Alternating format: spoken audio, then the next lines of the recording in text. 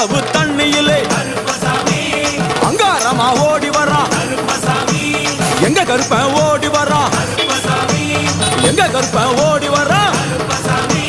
பம்பையிலே குளிச்சு வரா பாங்காக வரானையா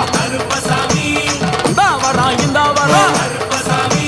பெரியான வட்டம் வரா சிறியான வட்டம் வரா கரிமலையை ஏறி வரா பகவதிய வணங்கி வரா கரியெல்லாம் தோடு வரா எல வந்தவளம் கடந்து வரா சாமி முக்குழிய தாண்டி வரா அழுதாமேடு உச்சி வரா சாமி அழுதையிலே குளிச்சு வரா ஆளை கட்டி தொட்டு வரா சாமி உங்காவனம் புகுந்து வரா எருமேலி வரானையா அவர் சாமி கூட வரா